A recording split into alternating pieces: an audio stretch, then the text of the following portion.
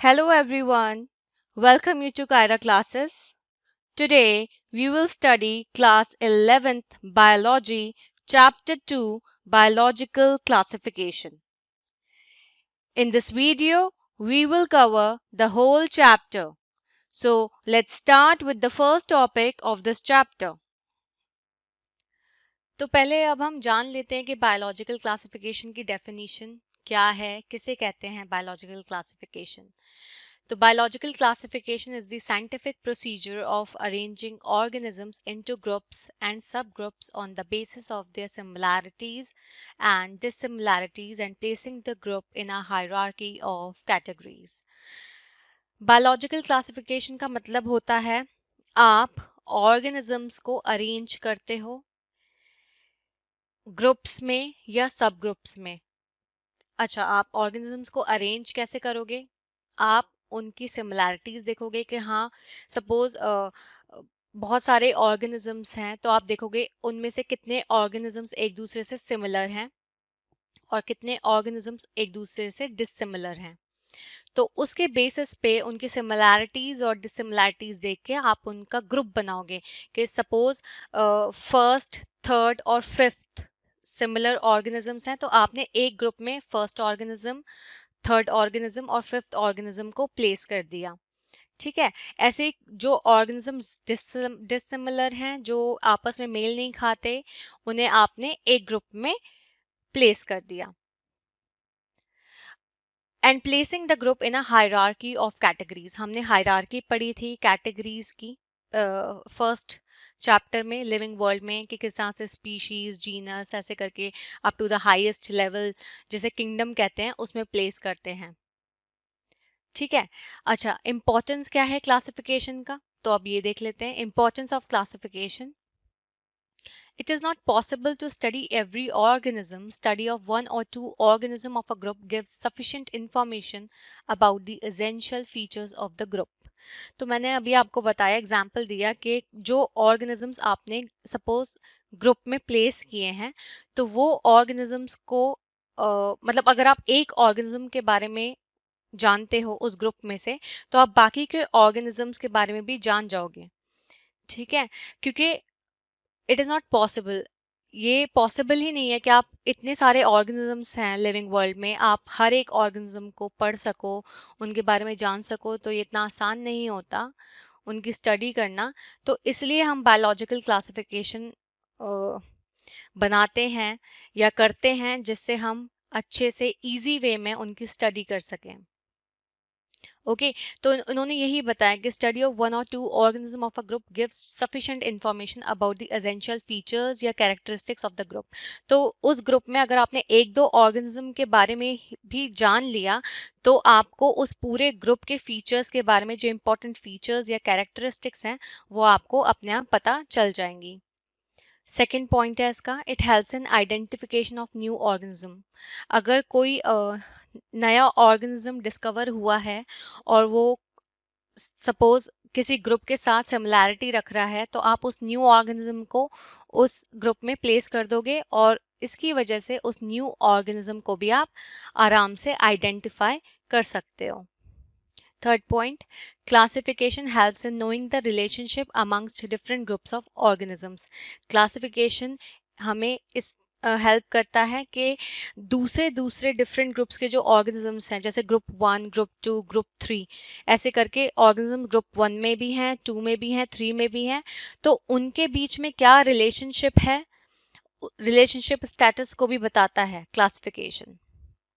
तो ऑब्वियसली अगर different different groups में है ऑर्गेनिजम्स तो वो एक दूसरे से अलग अलग हो गए ना. तो इस तरीके से हमें रिलेशनशिप पता चलता है दूसरे दूसरे ग्रुप्स में. The organism of past can not be studied without a proper system of classification. जो तो ऑब्वियस सी बात है, ऑर्गेनिज्म जो है उसे आप आराम से या ठीक से नहीं पढ़ सकते हो अगर आपको सिस्टम ऑफ क्लासिफिकेशन नहीं पता है. तो अब हम यहाँ पे देख लेते हैं कि क्लासिफिकेशन के अलग अलग टाइप्स क्या हैं. तो 3 टाइप्स हैं क्लासिफिकेशन के. पहला है आर्टिफिशियल सिस्टम ऑफ क्लासिफिकेशन, दूसरा है नेचुरल सिस्टम ऑफ क्लासिफिकेशन और तीसरा है फाइलोजेनेटिक सिस्टम ऑफ क्लासिफिकेशन. अब हम एक एक करके डिटेल में पढ़ेंगे कि ये होते क्या हैं। तो आर्टिफिशियल सिस्टम ऑफ क्लासिफिकेशन से स्टार्ट करते हैं। One or two morphological characters for grouping of organism is used only. Artificial system of classification में क्या किया जाता है, मॉर्फोलॉजिकल कैरेक्टर्स का क्या मतलब होता है। सपोज कोई ऑर्गेनिज्म है, उसका आप बाहर का अपीयरेंस देख रहे हो कि वो बाहर से कैसा दिखता है, साथ में आप उसका इंटरनल स्ट्रक्चर भी देख रहे हो कि वो अंदर से कैसे दिखता है। तो मैं कह सकती हूँ कि आउटवर्ड उसका अपीयरेंस कैसा है और इनवर्ड उसका अपीयरेंस कैसा है, तो उसे कहते हैं मॉर्फोलॉजी। आप बाहर से भी स्टडी कर रहे हो उस ऑर्गेनिज्म को और अंदर से भी स्ट्रक्चर्स देख रहे हो कि वो कैसा है। तो वन और two morphological characters for grouping of organism is used only. तो आर्टिफिशियल सिस्टम ऑफ क्लासिफिकेशन में क्या हुआ था, एक या दो मॉर्फोलॉजिकल कैरेक्टर्स लिए गए थे ऑर्गेनिज्म को ग्रुप करने के लिए, इससे ज्यादा कैरेक्टर्स नहीं लिए गए थे। Flowering and non flowering plants, enaima and anaima. Okay, जैसे एग्जाम्पल के तौर पे फ्लावरिंग और नॉन फ्लावरिंग प्लांट्स हैं, एनाइमा एंड अनाइमा। इसका एग्जाम्पल है एरिस्टोटल क्लासिफिकेशन।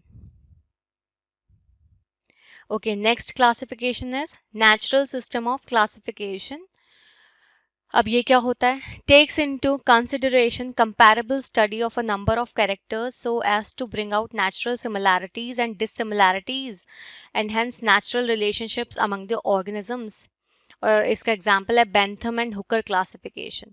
अच्छा, natural system of classification simple natural similarities और नेचुरल डिससिमिलैरिटीज के बेसिस पे किया गया। इन्होंने ये देखा कि इन्होंने कैरेक्टर्स देखे ऑर्गेनिजम्स के, स्टडी किया उनको, उनको कंपेयर किया, कंपैरिजन में उन्होंने पता लगाया कि कितनी नेचुरल सिमिलैरिटीज निकल रही हैं, कितनी नेचुरल डिससिमिलैरिटीज निकल रही हैं और नेचुरल रिलेशनशिप्स क्या क्या बन रहे हैं ऑर्गेनिजम्स के बीच में। तो ये होता है नेचुरल सिस्टम ऑफ क्लासिफिकेशन। इसका एग्जांपल है Bentham and Hooker classification. Okay, next है हमारा कौन सा क्लासिफिकेशन है, नेक्स्ट है हमारा phylogenetic system of classification based on the evolutionary relationship of organisms. Okay, organisms evolve करते हैं, तो आपको पता है इवोल्यूशन चैप्टर भी है जिसमें जैसे अगर मैं कहूँ ह्यूमंस की बात करूँ तो अर्ली मैन से स्टार्ट हुआ, फिर खूब इवोल्यूशन हुआ, उसके बाद अब हम होमो सेपियंस हैं, राइट। तो फाइलोजेनेटिक सिस्टम ऑफ क्लासिफिकेशन का मतलब होता है आप हिस्ट्री बेस्ड, इवोल्यूशनरी बेस्ड, क्या क्या मॉडिफिकेशन हुआ, क्या क्या चेंजेस आए। तो based on the evolutionary relationship of organisms, in this system, organisms are classified on the basis of their evolution on Earth from primitive to highly evolved. जैसे कि मैंने बताया आपको, अगर मैं humans की बात करूँ तो अर्ली मैंस, फिर और इवॉल्व हुए, फिर और इवॉल्व हुए, फिर और मॉडिफाई हुए, चेंज हुआ, देन जाके जो सबसे एडवांस फॉर्म या सबसे हाईली इवॉल्व फॉर्म होमो सेपियंस है जो हमारी है। ओके, तो फाइलोजेनेटिक सिस्टम ऑफ क्लासिफिकेशन में हम यही देखते हैं कि ऑर्गेनिज्म को आप क्लासिफाई करते हो कि किस तरह से उसका अर्थ पे इवोल्यूशन हुआ, किस तरह से वो इवॉल्व हुआ फ्रॉम प्रिमिटिव, सबसे पुरानी स्टेट से हाईली इवॉल्व्ड स्टेट में। Engler and Prantl classification and Hutchinson classification इसके एग्जाम्पल्स हैं। Depending upon the type of system of classification, organisms are classified into following kingdom system. अच्छा, organisms को और अच्छे से क्लासिफाई करने के लिए इन्होंने किंगडम सिस्टम बनाया कि किंगडम सिस्टम में हम किस तरह से ऑर्गेनिजम्स को क्लासिफाई करेंगे। ठीक है, तो kingdom system of classification 3 types का दे रखा है। एक है 2 किंगडम जिसमें प्लांटी एनिमेलिया आ रहा है, दूसरा है 3 किंगडम जिसमें प्लांटी, एनिमेलिया, प्रोटिस्टा, ये 3 आ रहे हैं। 5 किंगडम जो कि आज की डेट में एक्सेप्टेबल है, उसमें है प्लांटी, एनिमेलिया, प्रोटिस्टा, मोनरा, फंजाई। अब हम एक एक करके डिटेल में पढ़ेंगे कि 2 किंगडम क्या होता है, 3 किंगडम क्या होता है, 5 किंगडम क्या होता है। तो पहला है इन kingdom 2 system. In Kingdom 2 system of classification, organisms are grouped on the basis of presence and absence of cell wall as proposed by Linnaeus, father of taxonomy. अच्छा, जो 2 Kingdom system है classification का, वो उसमें क्या होता है, जो ऑर्गेनिजम्स हैं उनकी ग्रुपिंग होती है। तो उनकी जो ग्रुपिंग होती है वो किसके बेसिस पे होती है, वो एक फीचर, एक कैरेक्टर के बेसिस पे होती है कि क्या सेल वॉल प्रेजेंट है या सेल वॉल प्रेजेंट नहीं है। अगर उस पे डिपेंडेंट है कोई क्लासिफिकेशन तो वो है two kingdom system of classification. और इसे किसने प्रपोज किया था, इसे प्रपोज किया था लिन्नेयस, जो कि फादर ऑफ टेक्सोनॉमी के नाम से भी जाने जाते हैं। ओके, अगला किंगडम है आपका, किंगडम सिस्टम है three kingdom systems. Haeckel separated unicellular animals, algae, and fungi on the basis of lack of tissue differentiation, and new kingdom Protista was introduced. अच्छा, थ्री किंगडम सिस्टम में ये हुआ था कि हैकल जो था उसने यूनिसेलुलर एनिमल्स, एल्गी और फंजाई को सेपरेट किया था, अलग किया था। किसके बेसिस पे, एक कैरेक्टर के बेसिस पे, एक फीचर के बेसिस पे कि इनमें टिश्यू डिफरेंशिएशन नहीं होता है, they lack of tissue differentiation, and new kingdom Protista was introduced. इसकी वजह से नया किंगडम प्रोटिस्टा आया था। Okay, then come to next जो कि है five kingdom systems. Five kingdom systems जो है वो बहुत आज की डेट में बहुत एक्सेप्टेबल है और यही हम ज्यादा डिटेल में पढ़ते हैं। तो फाइव किंगडम सिस्टम्स में क्या है, R.H. Whittaker divided all the organism into five kingdom in order to develop phylogenetic classification. अच्छा, किसने प्रपोज किया था फाइव किंगडम सिस्टम, तो वो दिया था R.H. Whittaker ने, जिसने सारे के सारे लिविंग ऑर्गेनिजम्स को डिवाइड किया था फाइव किंगडम्स में, जिससे वो क्या कर सके, फाइलोजेनेटिक क्लासिफिकेशन डेवलप कर सके, बना सके। फाइलोजेनेटिक क्लासिफिकेशन वही किस तरह से इवोल्यूशन हुआ है from primitive to the highly evolved या हाईली एडवांस्ड, कैसे शुरुआत से लेके इवोल्यूशन चलता रहा चलता रहा चलता रहा और हाईली एडवांस्ड पे जाके रुका। तो उसको डेवलप करने के लिए, उसको बनाने के लिए R.H. Whittaker ने सारे के सारे ऑर्गेनिजम्स को डिवाइड कर दिया था, बांट दिया था पांच किंगडम में। और वो पांच किंगडम कौन कौन सी है, वो है Monera, protista, fungi, Plantae, animalia. Monera. The kingdom includes all prokaryotes, mycoplasma, bacteria, actinomycetes and cyanobacteria. Monera kingdom में सारे के सारे प्रोकैरियोट्स आ जाते हैं। ओके, सेल को आप जब कैटेगराइज करते हो तो आप दो टाइप में बोल सकते हो कि एक प्रोकैरियोटिक सेल होता है और एक यूकैरियोटिक सेल होता है। प्रोकैरियोटिक सेल्स वो होते हैं जो कि यूनिसेलुलर होते हैं, मतलब सिंगल सेल, एक सेल से अगर कोई ऑर्गेनिज्म बना हुआ है तो वो प्रोकैरियोटिक सेल में आएगा। और अगर कोई ऑर्गेनिज्म बहुत सारे सेल से बना है, दैट मीन्स मल्टी सेलुलर है, तो वो यूकैरियोटिक सेल में आते हैं। तो मोनरा की बात करूं तो किंगडम मोनरा में सारे के सारे प्रोकैरियोट्स आ जाते हैं। इसका मतलब सारे के सारे इसमें जो ऑर्गेनिजम्स होंगे वो यूनिसेलुलर होंगे, एक सेल के बने हुए होंगे। अब इसमें एग्जांपल दे रखा है इन्होंने, जैसे माइकोप्लाज्मा। माइकोप्लाज्मा सबसे स्मॉलेस्ट सेल है। Bacteria, actinomycetes and cyanobacteria. Cyanobacteria को कभी हम ब्लू ग्रीन एल्गी के नाम से भी कहते हैं और ये फोटोसिंथेटिक बैक्टीरिया होता है। A part unicellular prokaryotes and contain the most primitive of living forms. अब इसके थोड़े फीचर्स देख लेते हैं। तो ये यूनिसेलुलर है, सिंगल सेल से बना है, एक ही सेल है इसमें। प्रोकैरियोट्स हैं ऑब्वियसली, और इसके अंदर क्या होता है, मोस्ट प्रिमिटिव लिविंग फॉर्म्स आते हैं, मतलब जो सबसे पहले कभी लाइफ स्टार्ट हुई होगी और उस टाइम पे जो ऑर्गेनिजम्स आए होंगे सबसे पहले, तो they are most primitive living forms. तो ये सब आपके मोनरा के अंदर आते हैं। B part, the cells are microscopic and cell wall is generally present. Cells इतने छोटे होते हैं कि आप उन्हें नेकेड आई से नहीं देख सकते हो, आपको कोई ना कोई इंस्ट्रूमेंट चाहिए होता है, जैसे कि माइक्रोस्कोप, उनको देखने के लिए, उनकी स्टडी करने के लिए। और सेल वॉल जो होती है इन प्रोकैरियोट्स की या मोनरा किंगडम के ऑर्गेनिजम्स की, वो आपको मिलेगी, प्रेजेंट होती है। लेकिन ज्यादातर ये किसकी बनी होती है, पैप्टिडोग्लाइकन। अगर मैं बैक्टीरिया की बात करूं तो ये सेल वॉल पैप्टिडोग्लाइकन की बनी होती है। और जबकि अगर मैं प्लांट्स की बात करूं जो मल्टी सेलुलर है, यूकैरियोटिक है, उसमें आपका सेल वॉल किसका बना होता है? सेलुलोज का। C part, genetic materials are not organised into nucleus and contain naked DNA. जो जेनेटिक मटेरियल होता है, जो एक एक जनरेशन से दूसरी जनरेशन में पास होता है, डीएनए जिसे कहते हैं। कुछ ऑर्गेनिजम्स में आरएनए भी होता है, कुछ ऑर्गेनिजम्स में डीएनए होता है। डीएनए का फुल फॉर्म होता है डीऑक्सी राइबोन्यूक्लिक एसिड, और जबकि आरएनए होता है सिंपल राइबोन्यूक्लिक एसिड। तो अगर मैं बात करूं तो इसे जेनेटिक मटेरियल इसलिए कहा जाता है क्योंकि ये एक जनरेशन से दूसरे जनरेशन में पास होता है। जैसे पेरेंट्स से उनके बच्चों में आ रहा है, फिर बच्चों से उनके बच्चों में, तो बेसिकली ये डीएनए ही है जो कि ट्रांसफर होता रहता है। तो अगर मैं जेनेटिक मटेरियल की बात करूं तो जेनेटिक मटेरियल्स जो है वो न्यूक्लियस में ठीक से ऑर्गेनाइज्ड नहीं होते हैं और इनमें नेकेड डीएनए होता है। इसका मतलब क्या होता है? नेकेड का क्या मतलब होता है? सेल के सेंटर में न्यूक्लियस होता है, अगर वो न्यूक्लियस न्यूक्लियर मेम्ब्रेन से सराउंडेड नहीं है तो उसे मैं कहती हूँ नेकेड डीएनए। इसका मतलब इन वाले ऑर्गेनिजम्स में, मोनरा किंगडम के जितने भी ऑर्गेनिजम्स हैं उनमें आपका न्यूक्लियर मेम्ब्रेन नहीं मिलेगा।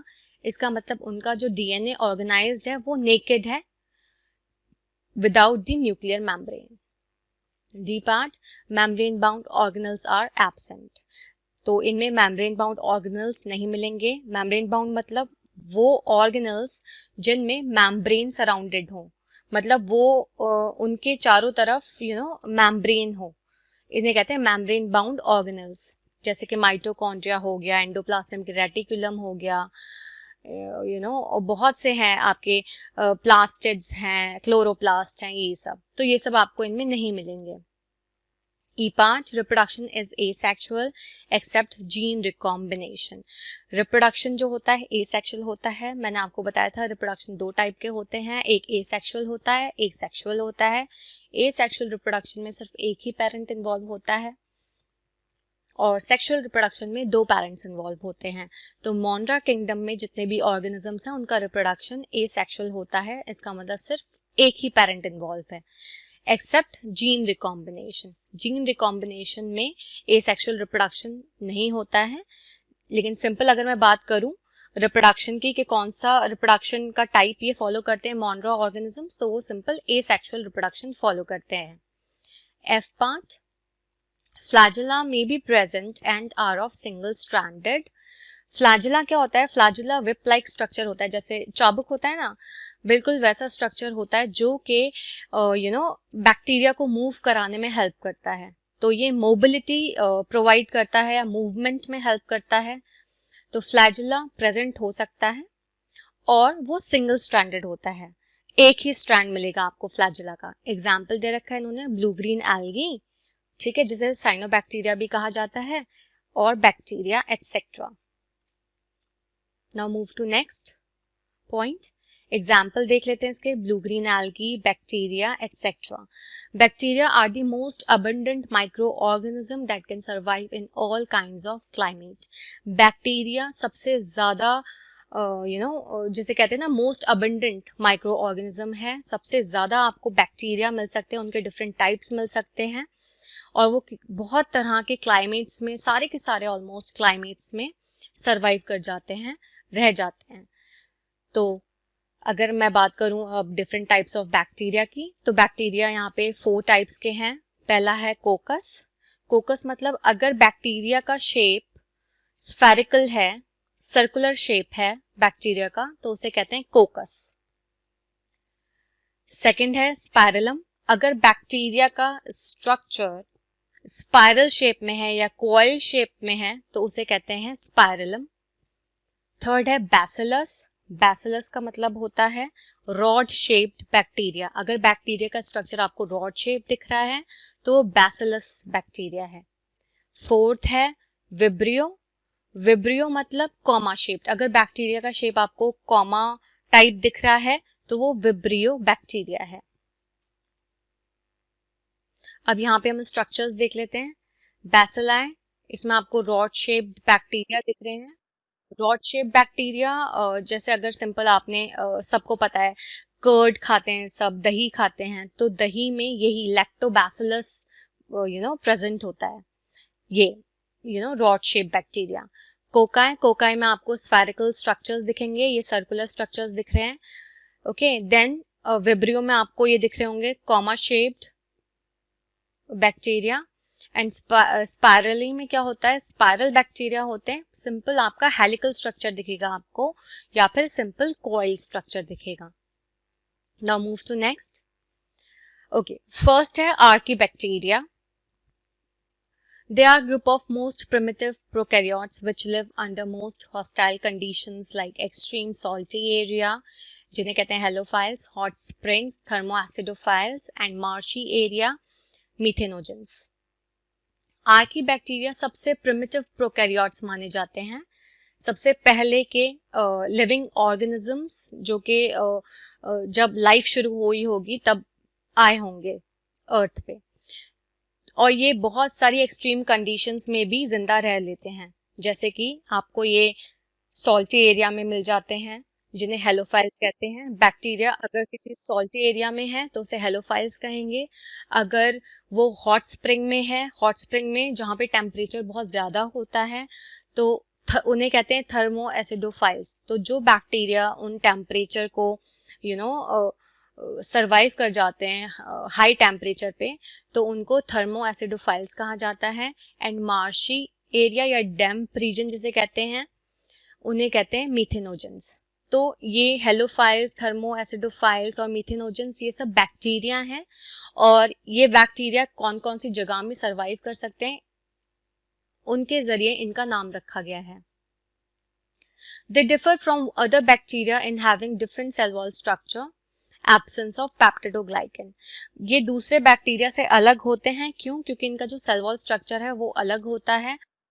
इसका मतलब इनके अंदर पेप्टिडोग्लाइकन नहीं होता है, जबकि ज्यादातर बैक्टीरिया में मैंने आपको अभी बताया था कि जो सेल वॉल है वो पेप्टिडोग्लाइकन की बनी होती है. Methanogens are present in the gut of several ruminant animals like cows and buffalo, which is responsible for production of biogas, methane from dung of these animals. Methanogens जो हैं, methanogens bacteria जो होते हैं वो बहुत सारे रूमिनेंट एनिमल्स जो होते हैं, जो चारा और ये सब खाते हैं, उनमें उनके गट में प्रेजेंट होते हैं. ठीक है, जैसे काउज हो गए या बफेलो हो गए, तो उनके गट में आपको ये मीथेनोजेंस बैक्टीरिया मिलेंगे. और ये बैक्टीरिया क्या करते हैं, ये बायोगैस को प्रोड्यूस करते हैं. और बायोगैस तो आपको पता होगी कि बायोगैस क्या है, methane. Methane is a biogas, और उसका केमिकल फॉर्मूला अगर मैं बात करूं तो CH4 होता है. ठीक है, और ये बायोगैस कैसे प्रोड्यूस होती है, ये बायोगैस इन एनिमल्स के डंग से प्रोड्यूस होती है. Okay, now move to next slide. Second है eubacteria. They are called as true bacteria contain rigid cell wall if motile contain flagellum. ये true bacteria है, इनके अंदर सेल वॉल आपको प्रेजेंट मतलब मिलेगी, और वो बहुत रिजिड होती है, बहुत हार्ड होती है वो सेल वॉल. अगर ये यू बैक्टीरिया मोटाइल है मतलब मूव करते हैं, ऑब्वियसली मैंने आपको बताया था अभी कि मोबिलिटी में एक विप लाइक स्ट्रक्चर होता है जो बैक्टीरिया को मूव करने में, एक जगह से दूसरी जगह ले जाने में हेल्प करता है, जिसे कहते हैं फ्लैजिला. तो अगर इसके अंदर अगर ये मोटाइल है, अगर ये मूव कर पाता है, तो इसके अंदर आपको क्या मिलेगा, फ्लैजिलम मिलेगा. साइनोबैक्टीरिया और blue green algae are gram positive photosynthetic bacteria.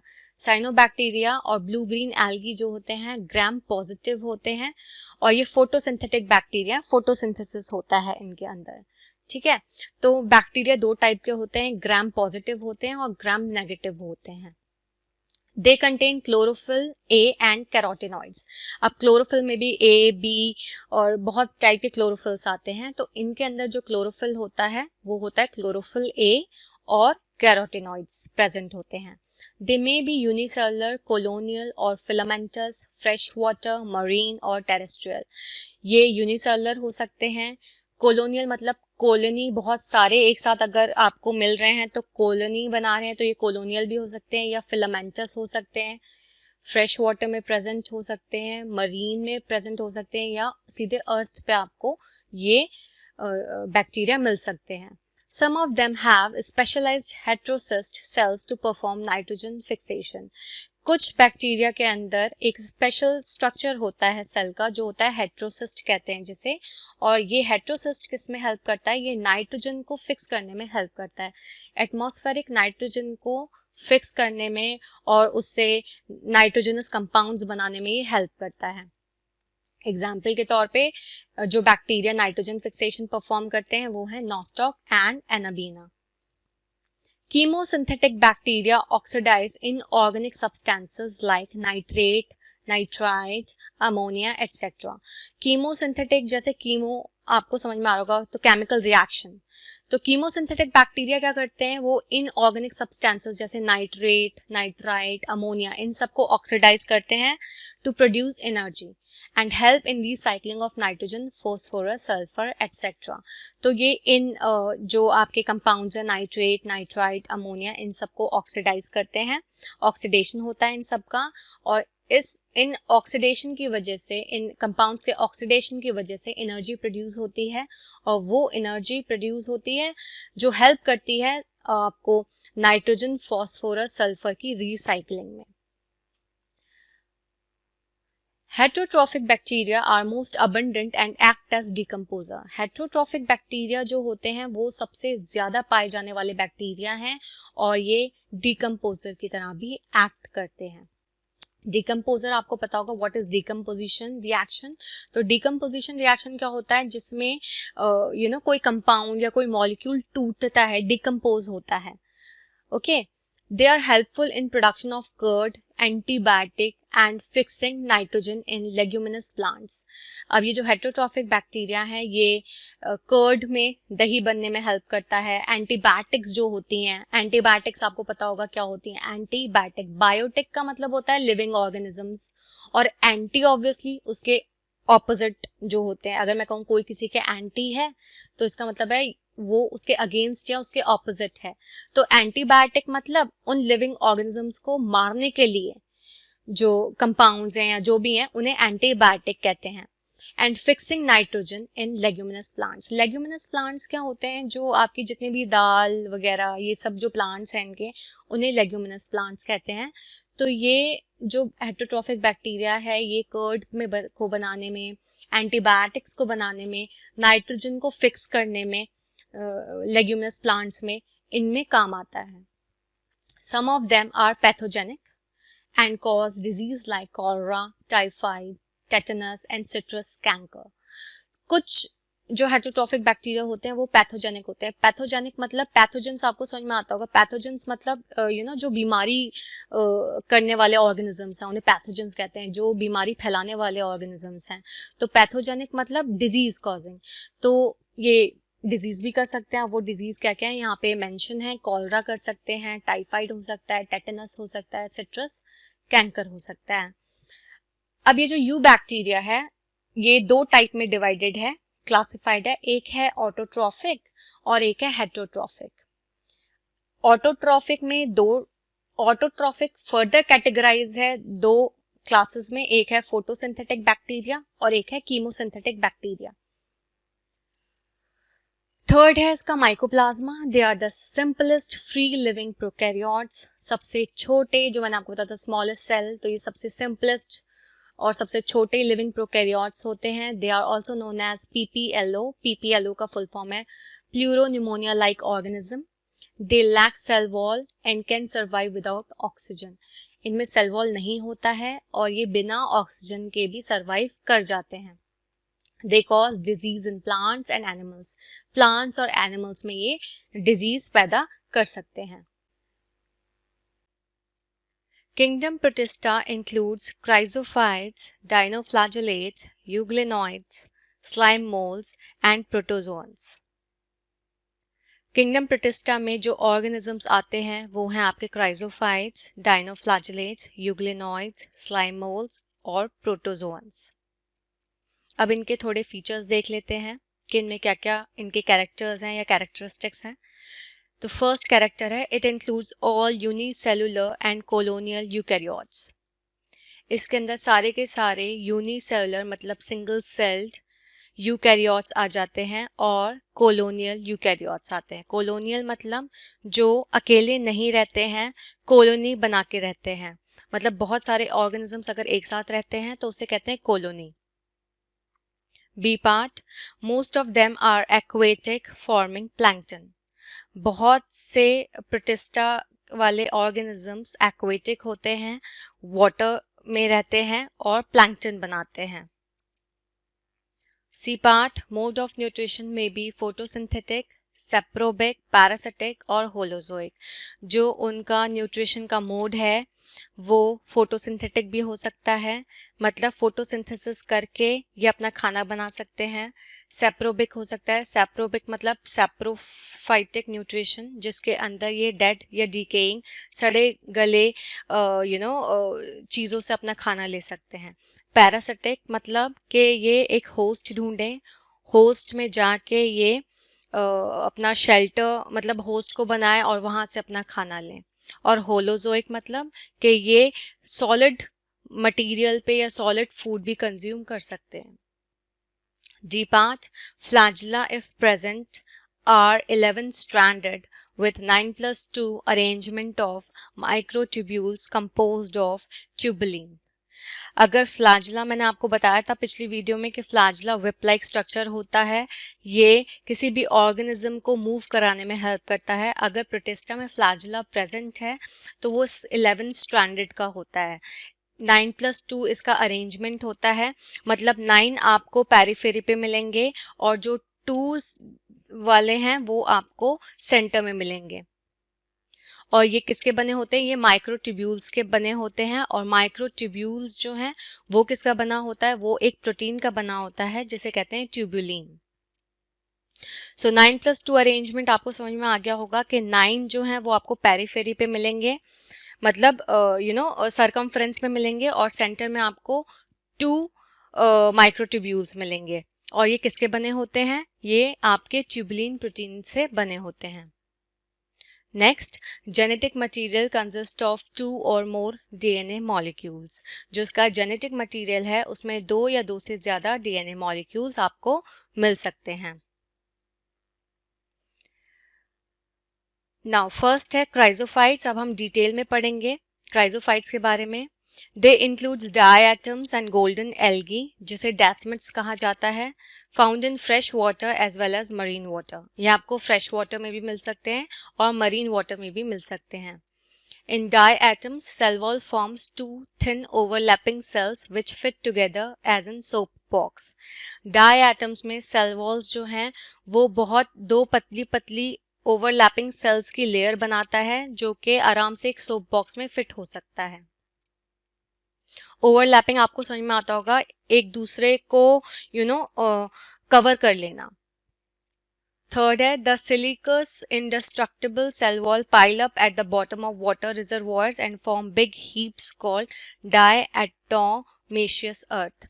जो आपके सेल वॉल जो है वो सिलिकन की बनी होती है, तो इसलिए मैं कह सकती हूँ कि सिलिकन सेल वॉल जो होती है उससे तोड़ना इतना आसान नहीं होता है। और ये जो सेल वॉल है ये इकट्ठी होती जाती है वाटर रिजर्वॉयर्स के नीचे, और एक बहुत बड़ा सा हीप, एक काफी बड़ा सा इकट्ठा स्ट्रक्चर सा बन जाता है जिसे कहते हैं डायटोमेशियस अर्थ। It may extend for 100 meter and used for polishing, filtration of oil and syrups. ये 100 मीटर तक बढ़ सकता है आपका ये सिलिशियस सेल वॉल जो बन रही है, बढ़ रही है, वो 100 मीटर्स तक बढ़ सकता है। और इसे किस किस में यूज़ कर सकते हैं? पॉलिशिंग करने में, अगर ऑयल को फिल्ट्रेट करना है फिल्ट्रेशन में, और सिरप्स बनाने में। They are chief producer in oceans. ये ओशंस में सबसे ज़्यादा आपको बनते हैं, मिलते हैं। अब हम बात करते हैं डायनोफ्लैजिलेट्स की। इनके कैरेक्टर्स देख लेते हैं, फीचर्स देख लेते हैं। तो फर्स्ट है they are basically unicellular motile biflagellate and photosynthetic protist. Dinoflagellates unicellular होते हैं, मतलब सिंगल सेल्ड ऑर्गेनिजम्स होते हैं, मोटाइल होते हैं, इसका मतलब एक जगह से दूसरी जगह मूव कर सकते हैं। अब मूवमेंट के लिए उन्हें एक स्ट्रक्चर चाहिए होता है जो मैंने आपको पहले भी बताया था प्रीवियस वीडियो में, उसे कहते हैं फ्लैजिला। तो फ्लैजिला की हेल्प से ये एक जगह से दूसरी जगह मूव करते हैं। बायफ्लैजिलेट मतलब जो फ्लैजिला का नंबर है वो 2 है, नंबर ऑफ फ्लैजिला इसमें 2 है। और ये फोटोसिंथेटिक प्रोटिस्ट है, मतलब फोटोसिंथेसिस इनके अंदर होता है। Predominant color is golden brown but yellow, green, red and even blue.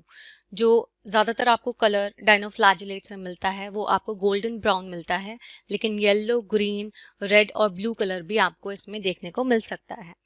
Third, some dinoflagellates like Gymnodium and Goniolax grow in large number in the sea and make the water look red and cause the so-called red tide. कुछ dinoflagellates जिनके नाम जिम्नोडियम हैं, Gonyaulax हैं, ये सी में बहुत ज़्यादा number में ग्रो करते हैं, बढ़ते हैं, और जिसकी वजह से जो आपका सी है, पानी है, वो रेड कलर का दिखता है और इसी को हम कहते हैं रेड टाइड। थर्ड है आपका euglenoids. They are euglena-like unicellular flagellates which possesses pellicle instead of cell wall, which make their body flexible. Euglenoids जो हैं वो यूग्लिना जैसे यूनिसेलुलर फ्लैजिलेट्स होते हैं, मतलब वही सिंगल सेल्ड ऑर्गेनिजम्स हैं, फ्लैजिला इनमें प्रेजेंट रहता है, लेकिन सेल वॉल की जगह इनके पास होता है पैलिकल, और ये पैलिकल क्या करता है, इनकी बॉडी को बहुत ज्यादा फ्लेक्सिबल बना देता है। They have two flagella, one short and other long.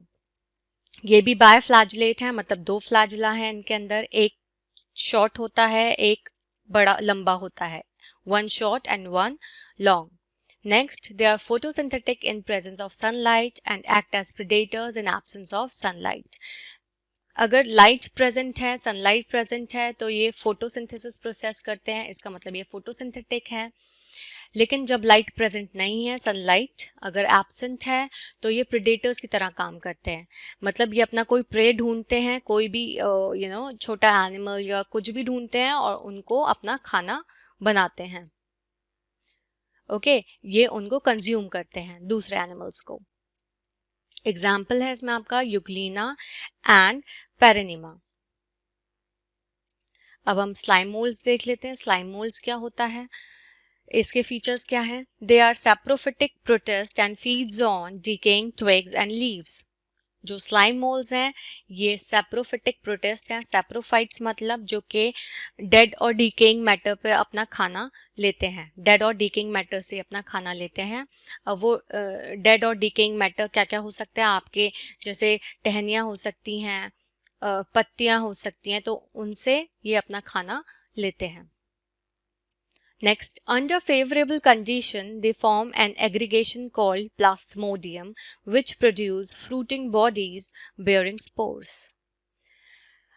ठीक है, फेवरेबल कंडीशंस में जब इनके लिए सपोज टेम्परेचर सही है, क्लाइमेट सही है, पीएच ये सब सही है, फेवरेबल कंडीशन है इनके ग्रो करने के लिए, तो ये एक एग्रीगेशन बना लेते हैं, मतलब एक साथ बहुत सारा इकट्ठा अपने आप को इकट्ठे हो जाते हैं और उसे कहते हैं प्लास्मोडियम। और ये प्लास्मोडियम जो है वो फ्रूटिंग बॉडीज प्रोड्यूस करता है, फ्रूटिंग बॉडीज बनाता है प्लास्मोडियम, जिसमें आपको क्या मिलेंगे, स्पोर्स। तो स्लाइम मोल्ड जब एग्रीगेट हो जाते हैं, एक जगह बहुत ज्यादा इकट्ठे हो गए, तो ये प्लास्मोडियम बनाते हैं, और उन प्लास्मोडियम में जो है एक फूड मतलब फ्रूटिंग बॉडीज प्रोड्यूस होती हैं जिनमें स्पोर्स होते हैं। Next point, the cell wall of spores bears cellulose. अब ये जो स्पोर्स हैं जो प्लास्मोडियम बना रहा है फ्रूटिंग बॉडीज के अंदर, वो जो उनकी जो सेल वॉल है उन स्पोर्स की, वो किसकी बनी होती है, सेलुलोज की। एग्जाम्पल दे रखा है इन्होंने, फाइसेरम फुलिगो। नाउ नेक्स्ट है हमारा प्रोटोजोअन्स। अब हम प्रोटोजोअन्स के बारे में देख लेते हैं कि क्या क्या इसके फीचर्स हैं या कैरेक्टरिस्टिक्स हैं। तो फर्स्ट है, all protozoans are heterotrophs and live as predators of parasites. सारे के सारे प्रोटोजोअन्स हेटेरोट्रॉफ्स होते हैं, हेटेरोट्रॉफिक मोड ऑफ न्यूट्रिशन रखते हैं, मतलब दूसरों पे डिपेंडेंट है ये अपने खाने के लिए, और ये प्रेडेटर्स की तरह रहते हैं पैरासाइट्स के। ठीक है, तो and live as predators of parasites. जो पैरासाइट्स हैं, पैरासाइट आपको पता है कि एक होस्ट ढूंढता है, उससे अपना मतलब खाना लेता रहता है, उस होस्ट में रह के अपना खाना लेता रहता है, उन्हें कहते हैं पैरासाइट्स। तो ये एक प्रेडेटर्स हैं पैरासाइट्स के। Next point, they are considered as primitive relative of animals. Protozoans को प्रिमिटिव मतलब ये एनिमल्स के रिलेटिव्स हैं और बहुत प्रिमिटिव हैं, बहुत पुराने हैं। Amoebids move and capture food by pseudopodia. Some are parasitic also. अब प्रोटोजोन्स को इन्होंने थोड़ा क्लासिफाई कर दिया कि कितने टाइप्स होते हैं। तो एमेबाइड्स जो हैं, फर्स्ट टाइप है जो कि मूव करता है। एमेबाइड्स में आपका आ जाएगा अमीबा, और आपको पता है अमीबा कैसे अपना खाना लेता है, with the help of pseudopodia. Pseudopodia क्या होता है, उसकी जो मैम्ब्रेन है, सेलुलर मैम्ब्रेन, वो फिंगर लाइक प्रोजेक्शंस बना लेती है और जिससे वो क्या करती है, अपना मैम्ब्रेन को एक्सटेंड कर लेती है और जो भी फूड मटेरियल है उसको उस फिंगर लाइक प्रोजेक्शन से घेर लेती है और फिर उसको कंज्यूम कर लेती है।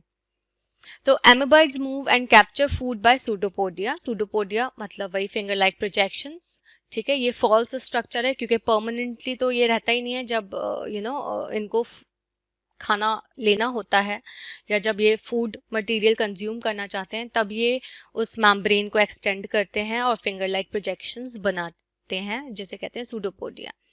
कुछ एमोबाइड्स जो हैं वो पैरासिटिक होते हैं, मतलब वो होस्ट ढूंढते हैं और फिर उनसे अपना खाना लेते हैं।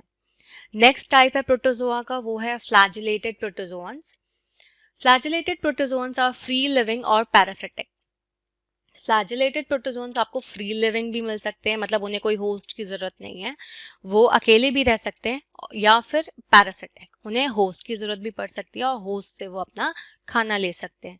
दे हैव फ्लैजिला, जैसे कि नाम आपको पता चल रहा है फ्लैजिलेटेड है, तो obviously they possess flagella. Next type है इसका ciliated protozoans. Ciliated protozoans are aquatic, मतलब पानी में रहते हैं, एंड हैव सीलिया। जैसे फ्लैजिलेटेड में फ्लैजिला था, ऐसे ही सिलिएटेड में सीलिया है, और सीलिया का भी बिल्कुल वही स्ट्रक्चर है कि ये ऑर्गेनिज्म को मूव कराने में हेल्प करता है एक जगह से दूसरी जगह। So ciliated protozoans are aquatic and have cilia all over the body for movement. ठीक है। फ्लैजिला तो जैसे नंबर में बोलती थी मैं, अगर 1 है या 2 है, लेकिन जो सीलिया है वो पूरी बॉडी पे होता है। पूरी बॉडी पे आपको सीलिया मिलेगा ऑर्गेनिज्म में, और वो हेल्प करता है बॉडी को मूव कराने में। नेक्स्ट है आपका नेक्स्ट टाइप है स्पोरोजोअन्स। स्पोरोजोअन्स includes organisms that have infectious spore like stage in their life cycle. स्पोरोजोअन्स क्या होते हैं, ये स्पोर्स फॉर्म करते हैं ऑब्वियसली, और ये जो स्पोर्स हैं ये इन्फेक्शियस होते हैं, मतलब इन्फेक्शन कॉजेस कर सकते हैं, और इन्फेक्शन से तो आपको पता है कि डिजीज हो सकती है। तो ये अपनी एक लाइफ साइकिल में आके, किसी स्टेज में आके लाइफ साइकिल के, ये एक इन्फेक्शियस स्पोर प्रोड्यूस करते हैं और ये इन्फेक्शियस स्पोर डिजीज कॉज कर सकता है। अब हम कुछ स्ट्रक्चर्स देख लेते हैं प्रोटिस्टा का। तो पहला पैरामीशियम है। आप देख सकते हैं कि पूरी की पूरी जो बॉडी है पैरामीशियम की, उस पे सीलिया है। The body of paramecium is surrounded by cilia, ठीक है। और ये सीलिया क्या करता है, पैरामीशियम को मोटिलिटी प्रोवाइड करता है, एक जगह से दूसरी जगह जाने में हेल्प करता है। सेकंड आप देख सकते हो अमीबा।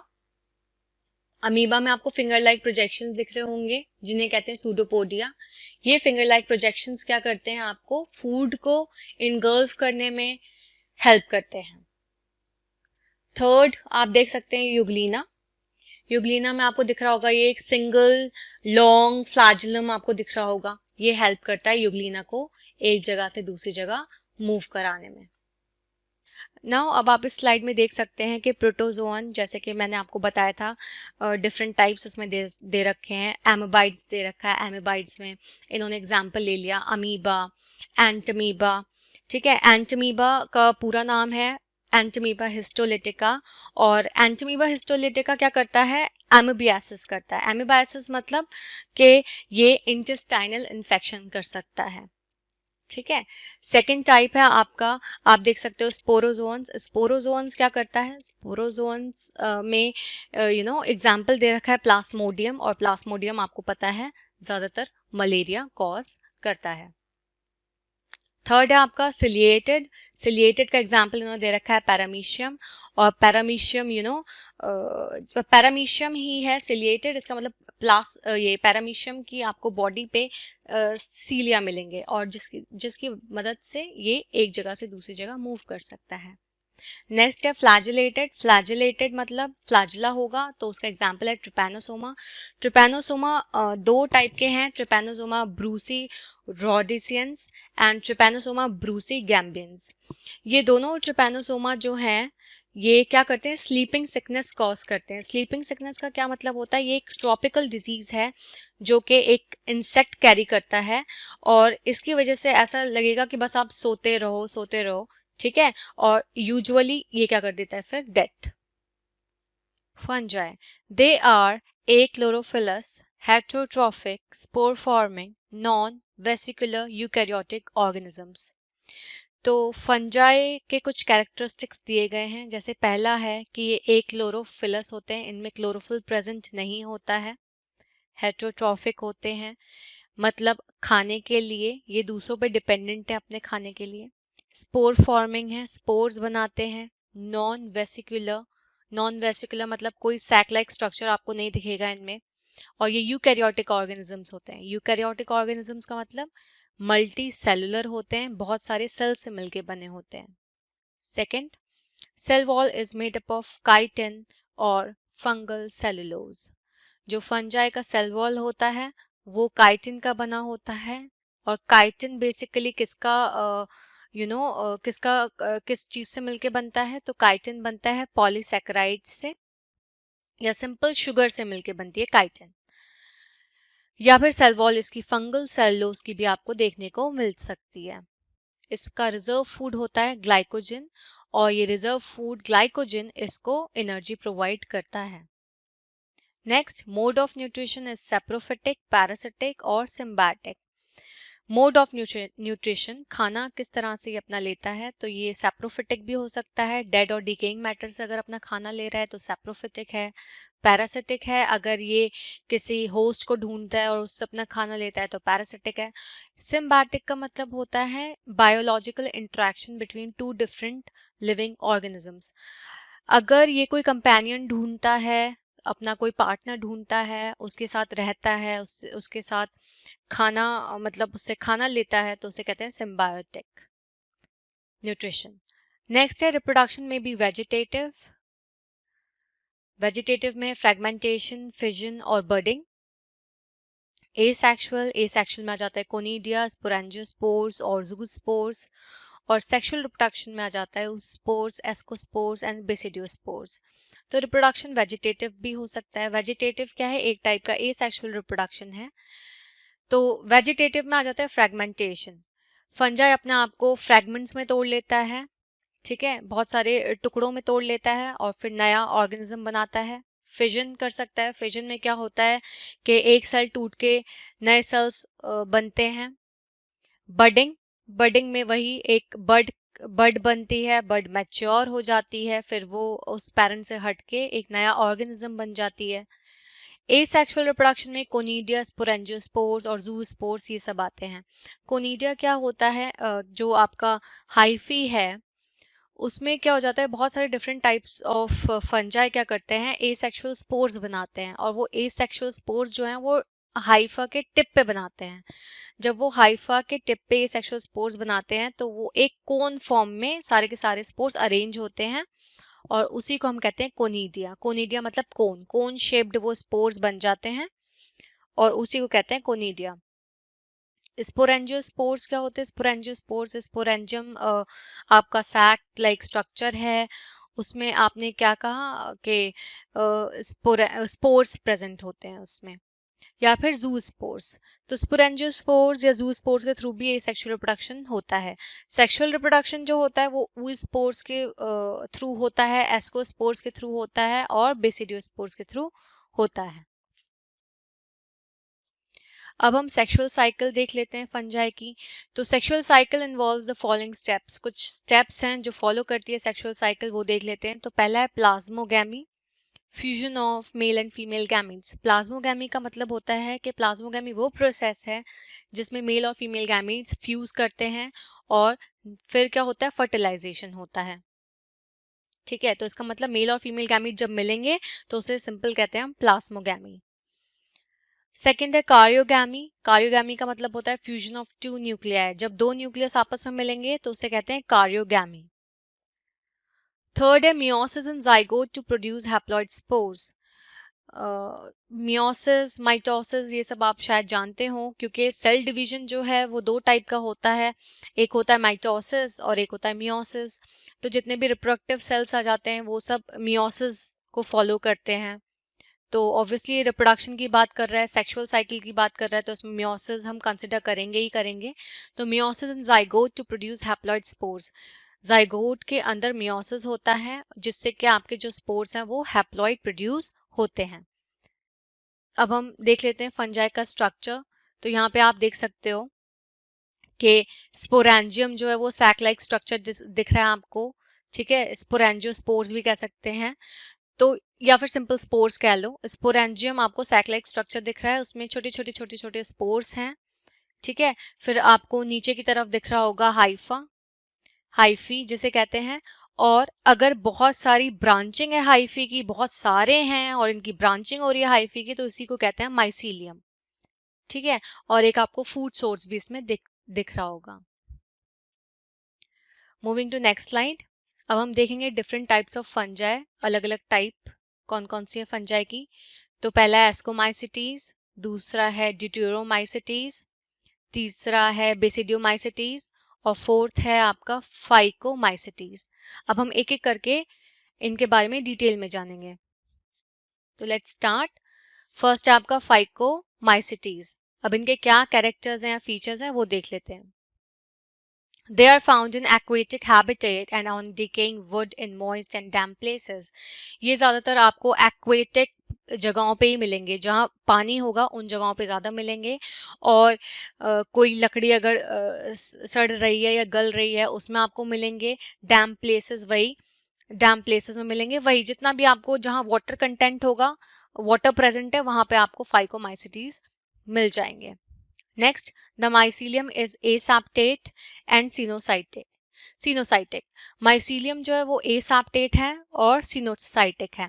asaptate का क्या मतलब होता है कि there are no cell walls in the individual cells and their nuclei are spread throughout the hyphae. इसका ये मतलब है, asaptate का मतलब कि कोई सेल वॉल प्रेजेंट नहीं होती है। अगर सेल वॉल प्रेजेंट है तो वो दूसरे सेल को अलग करती है। ठीक है, तो दोनों सेल्स आपस में ना मिले तो सेल वॉल प्रेजेंट होती है कि सेल वॉल जो है अगर एक सेल में है तो और वो दूसरे सेल में भी है तो वो आपस में उनको अलग रखती है। तो एसाप्टेट हाइफी के अंदर क्या होता है कि कोई सेल वॉल प्रेजेंट नहीं होती है इंडिविजुअल सेल्स में, और ये इनके जो न्यूक्लियस होते हैं, न्यूक्लियाई जो होते हैं, वो पूरे हाइफा में आपको स्प्रेड हुए मिलेंगे। ठीक है, और सीनोसाइटिक का क्या मतलब होता है? सीनोसाइटिक का ये मतलब होता है कि ये मल्टी न्यूक्लिएट सेल होते हैं। मल्टी न्यूक्लिएट मतलब बहुत सारे न्यूक्लियर डिविजन्स हो रहे हैं, बहुत सारे, जिसकी वजह से, जिसे कह सकते हैं मल्टीपल न्यूक्लियर डिविजन्स हो रहे हैं, जिसकी वजह से बहुत सारे न्यूक्लियस आपको मिल जाएंगे सेल के अंदर। ओके, नेक्स्ट है एसेक्सुअल रिप्रोडक्शन बाय ज़ूस्पोर्स, मोटाइल और एप्लेनोस्पोर्स। एसेक्सुअल रिप्रोडक्शन वही सिंगल पैरेंट अगर इन्वॉल्व है तो एसेक्सुअल रिप्रोडक्शन कहते हैं उसे। तो एसेक्सुअल रिप्रोडक्शन फाइकोमाइसिटीज में होता है ज़ूस्पोर्स के थ्रू। ज़ूस्पोर्स अगर मैं कह रही हूँ तो इसका मतलब ये मोटाइल होंगे, मूव करेंगे। और एप्लेनोस्पोर्स अगर मैं कह रही हूँ तो ये नॉन मोटाइल हैं, ये मूव नहीं करेंगे। तो एसेक्सुअल रिप्रोडक्शन या तो ज़ूस्पोर्स के थ्रू हो सकता है या एप्लेनोस्पोर्स के थ्रू हो सकता है। अगर वो ज़ूस्पोर्स से हो रहा है इसका मतलब वो स्पोर्स मोटाइल हैं, they can move from one place to other. And अगर मैं एप्लेनोस्पोर्स की बात करूं तो they are non motile, they can not move from one place to other place. ठीक है, एग्जाम्पल देख लेते हैं इसके। एग्जाम्पल है mucus, Rhizopus, Albugo etcetera. Next fungi के बारे में बात करते हैं जो है एस्कोमाइसिटीज। इसे कहते हैं द सैक फंजाई। इसका मतलब इसके स्ट्रक्चर में आपको सैक या एक पॉकेट टाइप स्ट्रक्चर देखने को मिलेगा। They are saprophytic, decomposers, parasitic और कोप्रोफिलस, ग्रोइंग ऑन डंग। अब इसके फीचर्स देख लेते हैं क्या क्या है। पहला है कि ये सैप्रोफिटिक है। सैप्रोफिटिक मतलब वही कि ये डेड डिकेइंग मैटर से खाना लेते हैं। डिकम्पोजर्स हैं, डिकम्पोज करते हैं, ये ऑर्गेनिक मटेरियल को, ऑर्गेनिक सब्सटेंस को डिकम्पोज करते हैं। पैरासिटिक है। पैरासिटिक मतलब किसी होस्ट को ढूंढेंगे और उससे अपना खाना लेंगे। या फिर ये कोप्रोफिलस है। कोप्रोफिलस मतलब कि ये किसी भी एनिमल एक्सक्रीटा या वेस्ट प्रोडक्ट्स पे ग्रो कर सकते हैं। तो ये किसी भी कोई भी चीज अगर सड़ रही है, गल रही है, तो उस पे ग्रो कर सकते हैं। डिकम्पोजर्स हैं ये। पैरासिटिक मैंने आपको बता ही दिया। और कोप्रोफिलस मतलब ये किसी भी एनिमल एक्सक्रीटा या फिर आप कह सकते हो वेस्ट प्रोडक्ट पे ग्रो कर सकते हैं। Next, mycelium branched and septate and asexual spores are conidia. Mycelium जो है, जैसे मैंने आपको बताया था कि हाइफा तो आपने सिंपल किसे कह सकते हो, each of the branching filaments that make up the mycelium of a fungus. अगर मैं mycelium को ब्रांचिंग कहूँ कि अगर हाइफा की ब्रांचिंग हो रही है तो वो माइसीलियम है, लेकिन अगर मैं एक ब्रांच को उठाऊं, एक फिलामेंट को उठाऊं, तो उसे मैं हाइफा कहूंगी। ठीक है, तो माइसीलियम ब्रांच्ड है। सैप्टेट है। सैप्टेट मतलब वही चीज आ जाती है कि इसके अंदर क्या होता है, सेल वॉल्स प्रेजेंट होती है। तो hypha that are composed of individual cell separated one another by cell walls. अगर कोई सेल दूसरे सेल से अलग है with the help of their cell walls की मदद से एक सेल से दूसरे सेल से मतलब अलग है अगर वो, तो उसे मैं कहती हूँ सैप्टेट हाइफी। तो माइसीलियम ब्रांच्ड है, सैप्टेट है, इसका मतलब अलग अलग होंगे, कंपार्टमेंट्स में होंगे क्योंकि सेल वॉल बेसिकली आपको मिल रही है। और एसेक्सुअल स्पोर्स जो हैं वो कोनिडिया होते हैं। तो कोनिडिया वही हाइफा की टिप पे आपको कोन लाइक फॉर्म में आपको स्पोर्स देखने को मिल जाएंगे, जिसे कहेंगे conidia. Next, sexual spores are called ascospores produced inside the fruiting body called ascocarps. Sexual pores जो हैं वो ascospores कहलाते हैं और ये fruiting body के अंदर बनते हैं जिन्हें कहते हैं ascocarps. तो ascocarps के अंदर आपको क्या मिलेंगे, ascospores. ठीक है, और ये ascospores क्या है, ये है sexual spores. ठीक है, एग्जाम्पल में है इसके न्यूरोस्पोरा, एस्परजिलस, क्लेविसेप्स एटसेट्रा। अब थर्ड देख लेते हैं हम, बेसिडियोमाइसिटीज। बेसिडियोमाइसिटीज को कहा जाता है द क्लब फंजाई। अब इसके कैरेक्टरिस्टिक्स क्या क्या हैं, the mycelium is branched and septate. Mycelium इसमें क्या है, ब्रांच्ड है, मतलब हाइफा, बहुत सारे हाइफा होंगे जिन्होंने नेटवर्क सा बना दिया। अगर मतलब अगर एक फिलामेंट को उठाऊंगी मैं, एक ब्रांच को उठाऊंगी तो हाइफा कहलाया जाएगा। अगर बहुत सारी ब्रांचिंग दिखा रहे हैं तो वो माइसीलियम कहलाता है। तो माइसीलियम क्या है, ब्रांच्ड है और सैप्टेट है। सैप्टेट मतलब सेल वॉल प्रेजेंट है, तो ऑब्वियसली सी बात है कि वो कंपार्टमेंट्स में डिवाइडेड है अलग अलग। Vegetative reproduction is by fragmentation. Vegetative reproduction एक टाइप का एसेक्सुअल रिप्रोडक्शन है और ये किसके थ्रू होता है, बाय फ्रेगमेंटेशन। छोटे छोटे फ्रेगमेंट्स में टूट के ये क्लब फंजाई नए नए फंजाई बना लेती है। Asexual spores are not found, इसमें एसेक्सुअल स्पोर्स आपको नहीं मिलेंगे। Sexual reproduction is by two. दो टाइप से सेक्सुअल रिप्रोडक्शन हो सकता है, वेजिटेटिव और सोमैटिक सेल्स फॉर्मिंग बेसिडियम। तो सेक्सुअल रिप्रोडक्शन जो है वो दो मेथड से हो रहा है, एक वेजिटेटिव या फिर आपका सोमैटिक सेल्स जो कि बेसिडियम बनाएंगे। सोमैटिक सेल्स क्या होते हैं, वो सेल्स जो सारे के सारे सेल्स आ जाते हैं उसमें जो कि रिप्रोडक्टिव सेल्स नहीं है, वो कहलाते हैं somatic cells. Next point, basidiospores are produced in basidium by developing a fruiting body called basidiocarps. Basidiospores जो हैं आपके वो बेसिडियम में प्रोड्यूस होते हैं by developing a fruiting body. एक फ्रूटिंग बॉडी को डेवलप करते हैं जिसे कहते हैं हम बेसिडियोकार्प्स। तो बेसिडियोस्पोर्स बेसिडियम में प्रोड्यूस होते हैं, कैसे, bye developing a fruiting body develop करके, जिन्हें कहते हैं बेसिडियोकार्प्स। एग्जाम्पल में है इसके एगैरिकस, अस्टेलागो, पक्सीनिया। नेक्स्ट देखते हैं, नेक्स्ट कौन सी टाइप की आपकी फंजाई है।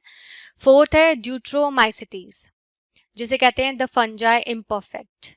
क्योंकि इसे इम्परफेक्ट इसलिए कहा जाता है क्योंकि ये टेक्सोनॉमिक क्लासिफिकेशन में फिट नहीं बैठती है, इसलिए इसका नाम द फंजाई इम्परफेक्ट है। ज्यादातर इसके बारे में पता नहीं है, कुछ कुछ चीजें ही हैं जो अभी तक पता है इसके बारे में। तो उसके कैरेक्टरिस्टिक्स देख लेते हैं। Only vegetative and asexual phase is known, सिर्फ इसका वेजिटेटिव और एसेक्सुअल फेज ही पता है। Mycelium is septate and branch, mycelium septate है, इसका मतलब सेल वॉल प्रेजेंट है, कंपार्टमेंट्स अलग अलग बन गए हैं, और ब्रांच है माइसीलियम, आपको कई सारे मतलब काफी ब्रांच मिलेगी माइसीलियम इसकी। सम मेंबर्स आर सेप्रोफाइट्स और पैरासाइट्स, कुछ मेंबर्स जो होते हैं ड्यूट्रोमाइसिटीज के वो सेप्रोफाइट्स होते हैं, डेड डिकेइंग मैटर पे और रहते हैं, या फिर पैरासाइट्स होते हैं, या फिर किसी होस्ट को लेंगे और उसमें वो रहना स्टार्ट करते हैं। इसके एग्जाम्पल है Alternaria, Trichoderma and Colletotrichum. Kingdom Plantae. It includes all photosynthetic multicellular eukaryotic plants. तो किंगडम प्लांटी के अंदर सारे के सारे फोटोसिंथेटिक मतलब जो फोटोसिंथेसिस परफॉर्म कर रहे हैं, मल्टीसेलुलर मतलब बहुत सारे सेल्स से मिलकर बने हैं, made up of many cells, और तीसरा यूकैरियोटिक प्लांट्स आ जाते हैं। यूकैरियोटिक का मैं आपको थोड़ा बाद में डिटेल में बताऊंगी। Characteristics of members of plantae are as follows. अब कुछ फीचर्स, कुछ कैरेक्टर्स देख लेते हैं इन मेंबर्स की, प्लांटी मेंबर्स की कुछ फीचर्स और कैरेक्टरिस्टिक्स देख लेते हैं। तो फर्स्ट है mostly they are eukaryotic in nature, ज्यादातर ये यूकैरियोटिक होते हैं। यूकैरियोटिक का क्या मतलब होता है? पहला मल्टी सेलुलर, बहुत ज्यादा सेल से मिलकर बने हैं, made up of many cells, multi cellular कह रही हूं मैं। सेकेंड है यूकैरियोटिक में ही कि जो इनके पास जो ऑर्गेनल्स हैं वो मेम्ब्रेन बाउंड ऑर्गेनल्स प्रेजेंट होते हैं। दैट इज एग्जांपल के तौर पे आपका माइटोकॉन्ड्रिया हो गया, आपका एंडोप्लाज्मिक रेटिकुलम हो गया, प्लास्टिड्स, क्लोरोप्लास्ट एटसेट्रा। और थर्ड यूकैरियोटिक का एक और फीचर है, वो ये है कि जो इनका डीएनए या जेनेटिक मटेरियल होता है वो नेकेड नहीं होता है, वो न्यूक्लियस में ऑर्गेनाइज होता है, लेकिन वो न्यूक्लियस किससे कवर होता है? न्यूक्लियर मेम्ब्रेन से।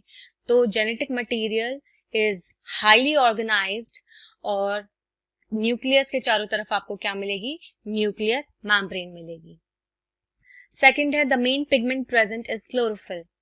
जो प्लांट्स में जो मेन पिगमेंट है, जो एसेंशियल पिगमेंट है, वो क्लोरोफिल है। और क्लोरोफिल क्या करता है?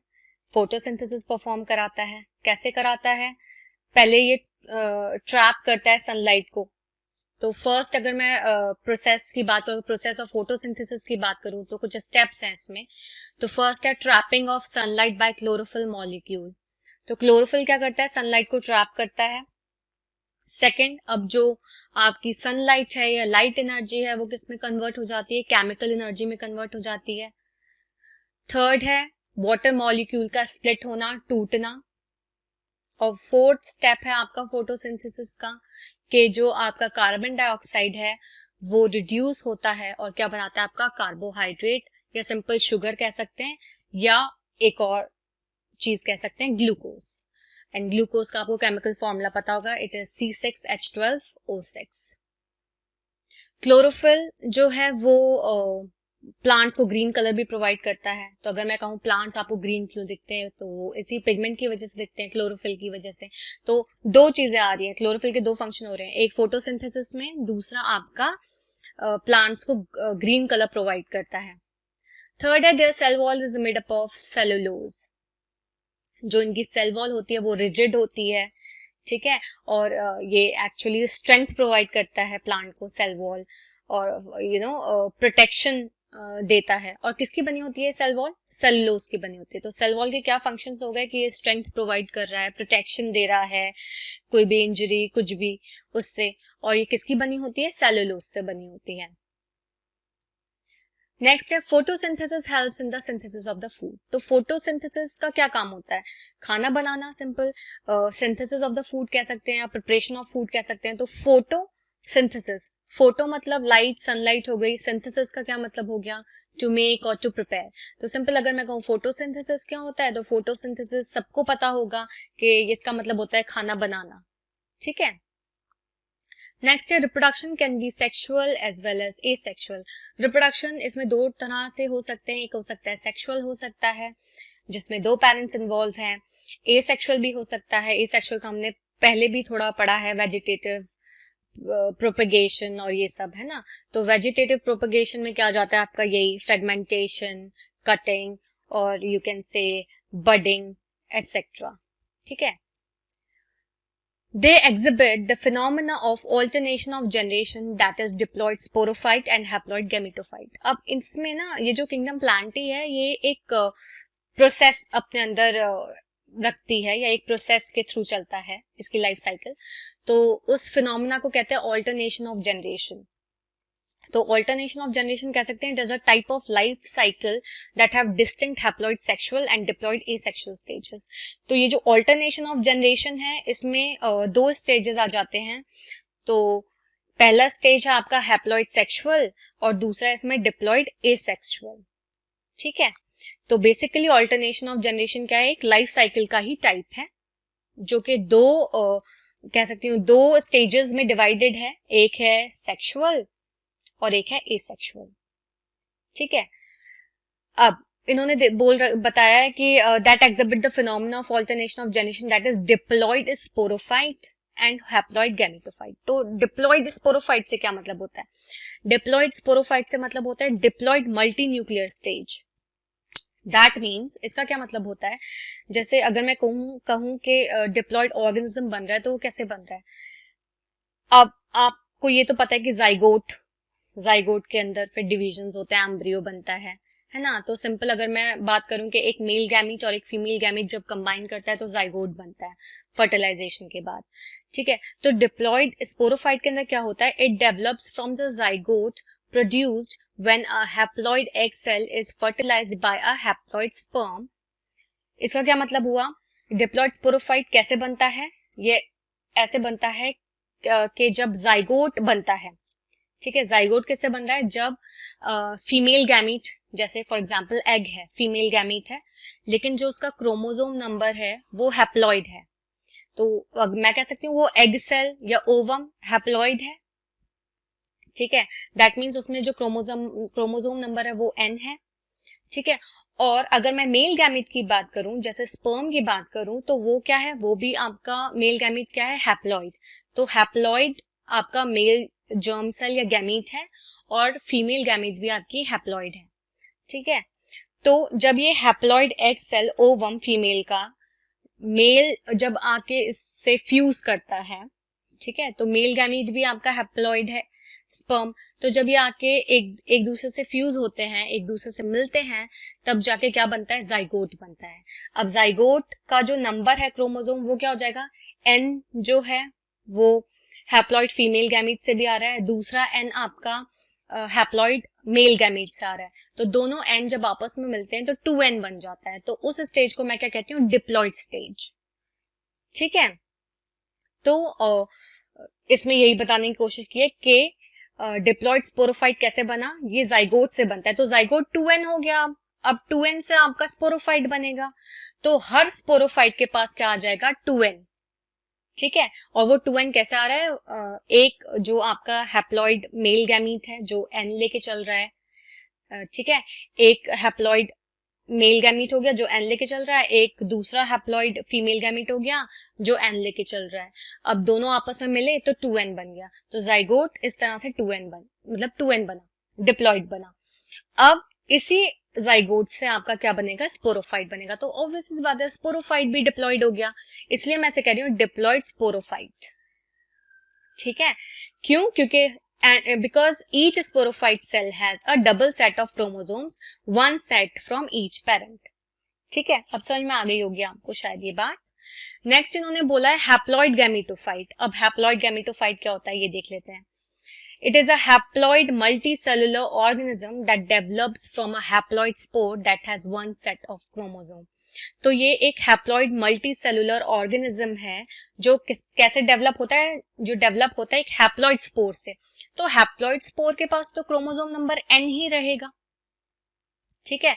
तो वो अगर सिंपल हैप्लॉइड से बन रहा है, तो वो ऑर्गेनिज्म अगर simple n number of chromosome से बन रहा है या हैप्लॉइड स्पोर से बन रहा है जिसका क्रोमोसोम नंबर n है, तो वो ऑर्गेनिज्म भी तो हैप्लॉइड हुआ ना. तो इस वजह से मैं से कह रही हूँ हैप्लॉइड गैमेटोफाइट. तो gametophyte is the sexual phase in life cycle of plants and animals. तो अगर बात करें सेक्सुअल और एसेक्सुअल, मैंने आपको बताया था ऑल्टरनेशन ऑफ जनरेशन दो कैटेगरीज में डिवाइडेड है, एक एसेक्सुअल है, एक सेक्सुअल है। तो जो हैप्लॉइड गैमेटोफाइट है ये आपका sexual stage of life cycle को इंडिकेट करता है, जबकि डिप्लॉइड स्पोरोफाइट क्या है, प्लांट की एसेक्सुअल साइकिल को आपका इंडिकेट करता है। ठीक है, आगे बढ़ते हैं। अब किंगडम एनिमेलिया के बारे में जान लेते हैं।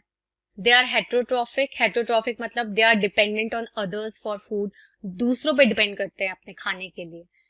यूकैरियोटिक ऑर्गेनिजम्स होते हैं, obviously they are made up of many cells. Some of the characteristics of members of Animalia are as follows. अब कुछ characteristics या features देख लेते हैं Animalia के members की। तो first है, they are multicellular organism with variable size. आपको छोटे से बहुत बड़े बड़े animals देखने को मिल जाएंगे, right? तो multicellular है, obviously बहुत सारे cells से मिलकर बने। Second, they have well developed organ system such as skeleton system, circulatory system, respiratory system, etc. इनका जो ऑर्गन सिस्टम होता है वो बहुत अच्छे से वेल डेवलप्ड होता है, राइट? जैसे कि स्केलेटन सिस्टम जो बोन से मिलके बना है, सर्कुलेटरी सिस्टम हार्ट, ये सब आ जाता है, ठीक है। रेस्पिरेटरी सिस्टम जिसमें लंग्स आ जाता है, और भी यहाँ आपके एक्सक्रीटरी सिस्टम, ट्रांसपोर्टेशन सिस्टम, ठीक है, बहुत सारे हैं। नेक्स्ट है, they are bilaterally symmetrical. Bilaterally symmetrical का मतलब क्या है, जब आप किसी लिविंग ऑर्गेनिज्म को बीच में से डिवाइड करोगे, बीच में से कट करोगे, तो वो बीच में से जब आप उसे कट करोगे एक ऑर्गेनिज्म को, तो इक्वल हाफ्स में बट जाएगा, तो उसे कहते हैं बायलेटरली सिमेट्रिकल। तो वो जो दो इक्वल हाफ्स होंगे वो बिल्कुल आइडेंटिकल होंगे, बिल्कुल सिमेट्रिकल होंगे, इसलिए इसे कहते हैं बायलेटरली सिमेट्रिकल। नेक्स्ट है, they have well developed locomotory organs.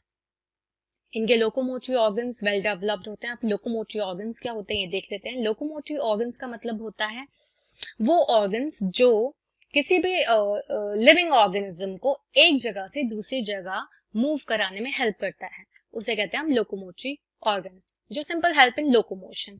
अब बहुत सारे ऑर्गन्स हैं ऐसे, जैसे सीलिया, बैक्टीरिया में फ्लैजेला जो मैंने आपको पिछली स्लाइड्स में पढ़ाया है, और क्या है आपका विंग्स हैं बर्ड्स के, ठीक है, बर्ड्स के लेग्स हैं, तो ये सब क्या है आपके लोकोमोटरी ऑर्गन्स हैं। अब respiration occurs by gills, book lungs, book gills, skin, lungs etcetera. जो रेस्पिरेशन होता है वो गिल्स के थ्रू होता है, अगर सिंपल बोलूं फिशेस के अंदर।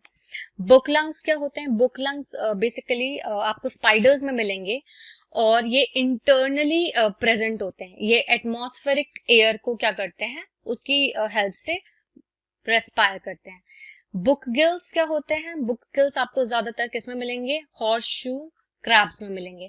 बुक गिल्स क्या करते हैं, ये जो आपका वाटर में जो डिसॉल्व ऑक्सीजन है उसको मतलब एक्सचेंज करते हैं गैसेस को, ठीक है। और ये बुक गिल्स क्या होते हैं, ये कहाँ ये प्रेजेंट होते हैं एक्सटर्नली, बाहर की तरफ, बॉडी के बाहर की तरफ प्रेजेंट होंगे, या फिर कह सकते हैं सिंपल फ्लैप लाइक अपेंडेजेस होते हैं बॉडी के बाहर, जिन्हें कहते हैं हम बुक गिल्स। जबकि बुक लंग्स क्या है, इंटरनली प्रेजेंट है, बॉडी के अंदर प्रेजेंट है, ठीक है। स्किन के थ्रू, जैसे फ्रॉग ये सब स्किन के थ्रू रेस्पायर कर लेते हैं, लंग्स के थ्रू रेस्पायर कर सकते हैं, जैसे एग्जांपल में हम अपना नाम भी ले सकते हैं, ह्यूमंस, है ना। Membrane bound cell organelles with nucleus bounded by a nuclear membrane. तो मेम्ब्रेन बाउंड सेल ऑर्गेनल्स मिलेंगे आपको किंगडम एनिमेलिया में। अब मैंने आपको बताया था मेम्ब्रेन बाउंड सेल ऑर्गेनल्स के एग्जांपल, जैसे कि आपको हो गया माइटोकॉन्ड्रिया हो गया, एंडोप्लाज्मिक रेटिकुलम हो गया, ठीक है।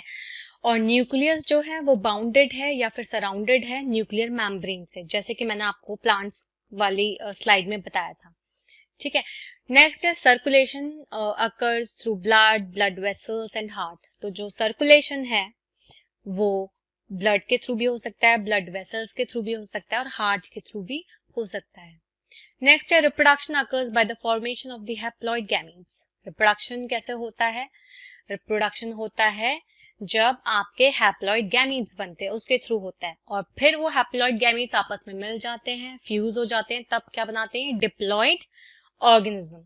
ये सब मैंने आपको पिछले स्लाइड में बताया था। तो reproduction occurs by the formation of the haploid gametes, ठीक है, और fusion of gametes give rise to a new diploid organism. Next है kidneys are the main excretory organs. तो उसमें जो एक्सक्रीटरी ऑर्गन की बात करूं तो उसका मेन जो ऑर्गन एक्सक्रीटरी ऑर्गन है वो है किडनीज। अब देख लेते हैं कि वायरस, विरोइड्स एंड लाइकन्स क्या होते हैं। तो 5 kingdom system of classification do not includes virus, viroids and lichens. तो ये जो 5 किंगडम सिस्टम जो हमने पढ़ा था जिसमें आपका मोनरा, प्रोटिस्टा, फंजाई, प्लांटी, एनिमेलिया ये सब आया था, इनमें ये वायरस और विरोइड्स और लाइकन्स को इन्होंने इन्वॉल्व नहीं किया है। वायरसेस क्या होते हैं ये जान लेते हैं। Viruses are non cellular organisms having inert crystalline structure outside the living. तो वायरसेस नॉन सेलुलर ऑर्गेनिजम्स हैं, मतलब सेल के बने हुए नहीं है ये, और इनका क्रिस्टलाइन स्ट्रक्चर होता है, क्रिस्टल के फॉर्म में इनका स्ट्रक्चर होता है outside the living. When they enter the living cell, they take over the machinery of living cell to replicate themselves. तो इन्हें रहने के लिए होस्ट चाहिए होता है, या मैं कह सकती हूँ ये एक लिविंग सेल में एंटर करते हैं या लिविंग ऑर्गेनिज्म में एंटर करते हैं और उनकी लिविंग सेल की मशीनरी को टेक ओवर कर लेते हैं और वहां पे फिर ये अपनी कॉपीज बनाते हैं, मिलियंस ऑफ कॉपीज। तो ये एक लिविंग ऑर्गेनिज्म को ढूंढते हैं, ठीक है, लिविंग ऑर्गेनिज्म को ढूंढ के फिर ये उनकी बॉडी में एंटर कर जाते हैं और फिर उनकी बॉडी में एंटर होने के बाद ये क्या करते हैं, उनकी मशीनरी को टेक ओवर कर लेते हैं, मतलब हावी हो जाते हैं और बहुत सारी अपनी कॉपीज बना लेते हैं। Next, DJ Ivanovsky recognized certain microbes as casual organism of mosaic disease of tobacco. तो ये साइंटिस्ट थे इवानोव्स्काय, उन्होंने रिकॉग्नाइज मतलब उन्होंने पहचाना या जाना कि कुछ माइक्रोब्स हैं जो कैजुअल ऑर्गेनिज्म हैं जो टोबैको डिजीज, मतलब टोबैको डिजीज, मोजैक, एक टोबैको का डिजीज है जिसे कहते हैं मोजैक डिजीज ऑफ टोबैको, उसको कॉज कर रहा है। ठीक है, तो कह सकते हैं मोजैक डिजीज ऑफ टोबैको किससे हो रहा था, मतलब ये जो टोबैको का डिजीज है ये किससे हो रहा था, तो ये हो रहा था एक वायरस के थ्रू। ठीक है, next, in addition to proteins viruses also contain genetic material that could be DNA और आरएनए। तो वायरसेस के पास भी जेनेटिक मटेरियल होता है, जैसे मैंने आपको बताया प्लांट्स में होता है, एनिमल्स में होता है, ऐसे ही वायरसेस में भी होता है। तो वो डीएनए भी हो सकता है और आरएनए भी हो सकता है। In general, viruses that infect plants have single-stranded RNA and viruses that infect animals have double-stranded DNA. ये देखा गया है कि वायरस जो कि प्लांट्स को इन्फेक्ट करते हैं, जैसे टोबैको प्लांट हो गया आपका, ठीक है, और कोई प्लांट आपका कॉटन प्लांट है या जो भी है, अगर कोई वायरस उसको इन्फेक्ट कर रहा है प्लांट को, तो वो उसका जो जेनेटिक मटेरियल है वो सिंगल स्ट्रैंडेड आरएनए होता है। ठीक है, और जो वायरस एनिमल्स को इन्फेक्ट करता है उसमें डबल स्ट्रैंडेड डीएनए देखा गया है।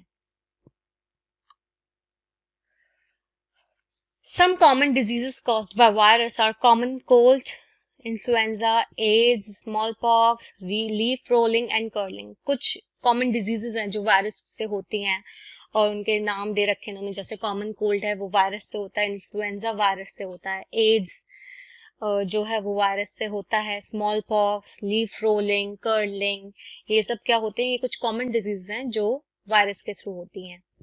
नेक्स्ट है bacteria feeding virus are called bacteriophage. जो वायरस बैक्टीरिया को फीड करता है या बैक्टीरिया को खाता है या उसे कहते हैं हम बैक्टीरियोफाज, बैक्टीरियोफेज या फाज। नेक्स्ट है viroids are discovered by Teodina as new infectious agent smaller than virus causing potato spindle tuber disease. ठीक है, they are free RNA without protein coat. तो विरोइड्स जो हैं उन्होंने जो विरोइड्स भी क्या होते हैं, ये स्मॉल पार्टिकल्स हैं, जैसे वायरस थोड़ा बड़ा है तो वायरस से अगर छोटे छोटे और पार्टिकल्स की बात करूं वायरस जैसे ही, तो वो है आपके विरोइड्स। अब विरोइड्स को किसने डिस्कवर किया था, इसे डिस्कवर किया था टीओडीनर ने एज न्यू इन्फेक्शियस एजेंट। एक नया इन्फेक्शियस एजेंट उन्हें लगा वायरस के बाद, ये जब डिस्कवर हुआ कि तो वायरस से भी छोटा है और ये क्या करता है, ये causing potato spindle tuber disease. ये पोटैटो में आलू में क्या करता है, एक डिजीज कॉज करता है जिसे कहते हैं पोटैटो स्पिंडल ट्यूबर। ठीक है, पोटैटो स्पिंडल ट्यूबर डिजीज कहा जाता है। They are free RNA without protein coat. ये मैंने कहा ना आपको, ये सिंगल स्ट्रैंडेड आरएनए है अगर इन्फेक्ट कर रहा है प्लांट को, अगर एनिमल को इन्फेक्ट कर रहा है तो डबल स्ट्रैंडेड डीएनए है। तो ये विरोइड्स जो हैं ये फ्री आरएनए होते हैं, इसके अंदर इनका कोई प्रोटीन कोट नहीं होता है, तो free RNA without protein coat. Next है lichens are symbiotic association between algae and fungi. Lichens क्या होते हैं? लाइकेंस जनरली एक कॉम्बिनेशन है या एसोसिएशन है, या मैं कह सकती हूँ simple biological interaction between two different living organisms कह सकते हैं। एक बायोलॉजिकल इंटरेक्शन है दो अलग अलग लिविंग ऑर्गेनिजम्स के बीच में, जैसे कि एल्गी हो गया एक ऑर्गेनिज्म और दूसरा हो गया फंजाई। ठीक है, the algal part is called phycobiont and fungal part are called mycobiont. तो एल्गल पार्ट, जो एल्गी वाला पार्ट है उसे कहते हैं फाइकोबायोन्ट, और जो फंगल या फंगस वाला पार्ट है उसे कहते हैं mycobiont. They are good pollution indicator as they do not grow in polluted area. ये एक तरह से पॉल्यूशन इंडिकेटर की तरह काम कर सकते हैं, या मतलब कहा जा सकता है कि they are good pollution indicator, बताते हैं कि यहाँ पॉल्यूशन इंडिकेटर मतलब पॉल्यूशन को इंडिकेट करते हैं, क्योंकि ये पॉल्यूटेड एरिया में ग्रो नहीं कर सकते हैं। अब जरा स्ट्रक्चर देख लेते हैं हम वायरस का। तो स्ट्रक्चर ऑफ बैक्टीरियोफेज देखते हैं, जो बैक्टीरिया को इन्वेड करता है या इन्फेक्ट करता है, वो कौन सा वायरस है वो आपको इस स्ट्रक्चर में मिलेगा। फर्स्ट इज आप देख सकते हो इसमें हेड दिख रहा है आपको क्रिस्टल फॉर्म में, ठीक है, हेक्सागोनिक मतलब 6 साइड्स दिख रही होंगी आपको हेड में। तो इस हेड के अंदर क्या होता है? जेनेटिक मटेरियल, डीएनए हो सकता है, आरएनए हो सकता है, लेकिन यहाँ पे शो किया हुआ है कि हेड कंटेनिंग डीएनए, ठीक है। फिर नीचे वो नेक में आपको दिख रही है कॉलर, ठीक है। फिर आपको और देख रहे हो आप एक शीथ लाइक स्ट्रक्चर दिख रहा होगा, रेक्टेंगुलर सा लंबा सा, ठीक है। नीचे आपको दिख रहा होगा बेस प्लेट है, और बेस प्लेट के साथ बेस प्लेट के अंदर से निकल रहे हैं टेल फाइबर्स, ठीक है। तो ये है simple structure of bacteriophage. Bacteriophage कौन सा वायरस है? वो वायरस जो बैक्टीरिया को इन्फेक्ट करता है। अब थोड़ा कैप्सिड का स्ट्रक्चर देख लेते हैं। तो ये आरएनए है, कैप्सिड आपको दिख रहा है, प्रोटीन कोट, ठीक है। कैप्सिड प्रोटीन सब यूनिट, मतलब कैप्सिड क्या होता है? प्रोटीन से बना होता है, ठीक है। तो ये छोटी छोटी ये जो ग्रीन कलर की आपको दिख रही है ना, ये क्या है? आपकी प्रोटीन सब यूनिट है। तो बहुत सारी प्रोटीन जब आपस में मिली तो उन्होंने क्या स्ट्रक्चर बना लिया?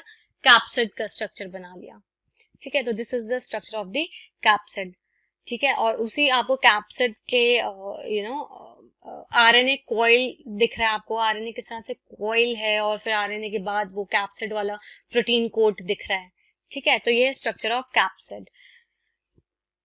तो आज की वीडियो में चैप्टर खत्म हो गया है हमारा बायोलॉजिकल क्लासिफिकेशन, ठीक है। और अगर कोई भी क्वेरी, सजेशन, कोई भी डाउट हो तो प्लीज मुझे कमेंट बॉक्स में जरूर बताइए। Okay, thank you for watching and please subscribe my channel for more videos. Thank you.